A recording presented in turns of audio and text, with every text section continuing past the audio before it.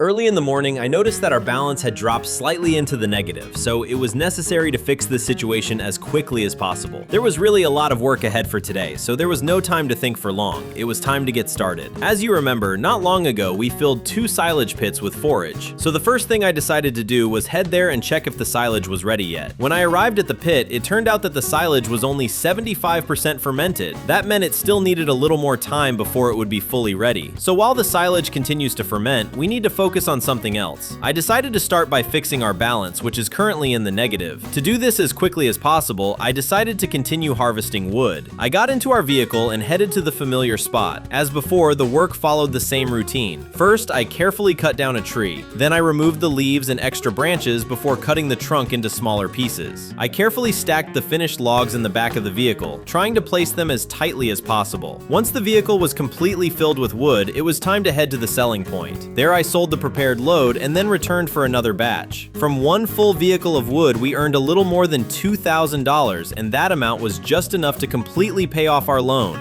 Since the silage still needed several more hours to ferment, I continued working, cutting down more trees, loading them into the vehicle, and delivering them for sale. From time to time, I also stopped by to check the condition of our silage so that I wouldn't miss the moment when it would finally be fully ready.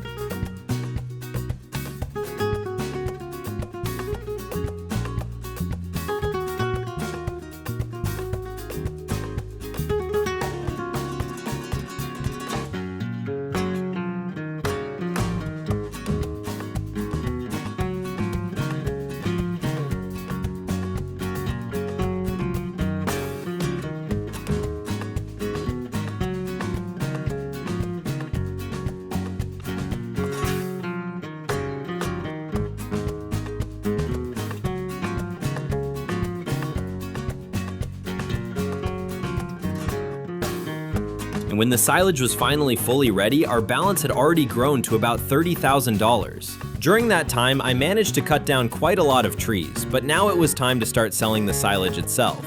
First, I removed the plastic cover from the first silage pit, since the silage in the second one was not fully ready yet. However, I calculated that while we were selling the silage from the first pit, the silage in the second pit would have enough time to finish fermenting. But to transport the silage, we needed a suitable trailer, so I decided to spend about $2,000 to buy a special trailer for our vehicle. First, I detached the old platform and placed it under the shed, then connected the new trailer. Next, I needed to position the vehicle as conveniently as possible near the silage pit. After that, I ran to get a shovel. Taking it in my hands, I returned to the pit and started loading. Carefully scooping silage with the shovel, I poured it into the trailer. Gradually, the trailer began to fill up. When it was almost full, I got back into the vehicle and drove to the selling point. There, I dumped the silage from the trailer and received about $300 for one such trip. That wasn't very much, since the capacity of our trailer was quite small. After several trips like that, I realized that at this pace, it would take us a very long time to sell all the silage. So I decided to visit the equipment shop and spend some of the money we had previously earned on buying a tractor. Our vehicle simply wouldn't be able to pull a larger trailer. I chose a tractor with a front loader right away, since it would be very useful later for loading silage. The tractor cost us a little over $25,000. Unfortunately, we didn't have enough money left to buy a bucket, but the most important thing was to at least purchase a new trailer.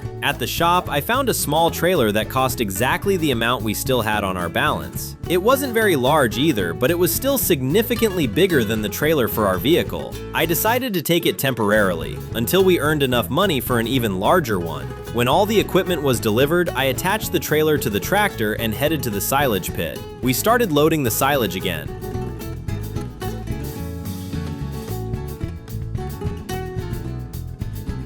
After filling the trailer to the top, I drove to the selling point. When I unloaded the silage, we were paid about twice as much for one trip as before. We still had a lot of silage left, so I continued transporting it. I finished the work late in the evening when it had already become quite dark outside. In total, we received a little over $4,000 from the first silage pit, but we still had another pit left. When I walked over to it, I saw that the silage there was still not fully ready, so I decided to finish the work for today and go get some rest. When I woke up the next day, I got back into the tractor and drove to our pits again. Now the silage was completely ready. I removed the plastic cover and immediately got to work.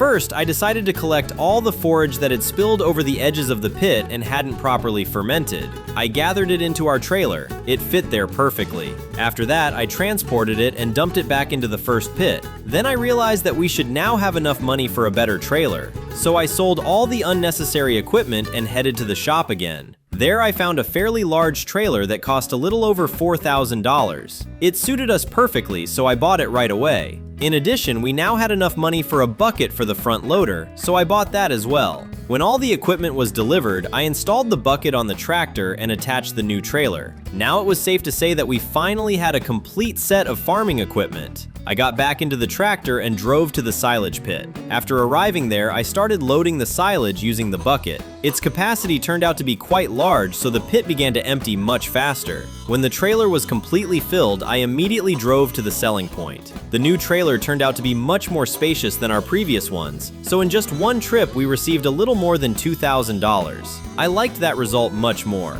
I returned and continued transporting the silage. After some time, all the work was completed. The pit was completely empty, and our balance had grown to a little over $6,000. And that was already a very good result. Now it was time to focus on other work. However, winter had already arrived, which meant that the number of available tasks on the farm had decreased significantly. In fact, the only thing left to do was harvesting wood, which we could continue selling. Fortunately, we now had a new tractor and trailer, so the work could be done much faster. We just needed to slightly modify our trailer so it would be better suited for transporting logs. To do this, I entered build mode and placed a small workshop. In it, we would be able to repair and upgrade our machinery and equipment. When the construction was finished, I drove the tractor closer and entered the workshop to modify our trailer. In fact, everything turned out to be quite simple. I just needed to open the side panels. I immediately made this modification, and now we had a convenient trailer for transporting logs. After that, it was time to get to work, and I immediately headed toward the trees. I started cutting down palm trees, but this time I only cut them into a few sections, since those logs fit perfectly into our trailer by length. Then I carefully moved the trailer closer and began loading. One tree wasn't enough, so I cut down several more. Only after that was the trailer completely full. When everything was ready, I drove to the selling point. There I removed all the securing straps and sold the wood. For one full trailer, we received a little over $8,000. That made me very happy, especially since there was still a lot of wood left on our island. So throughout the entire winter, I spent my time transporting and selling logs. I only finished this work in the spring. By that time, there wasn't a single palm tree left on the island. From all that wood, I managed to earn a little over $180,000. I decided to invest this money into developing our island to make it even better. But first, we needed to remove the stumps that remained after cutting down the palm trees. So I went to the shop and bought a special stump remover. It was quite expensive, but I only needed it once, so I planned to sell it afterward. I got into the tractor, attached the new stump remover, and got to work.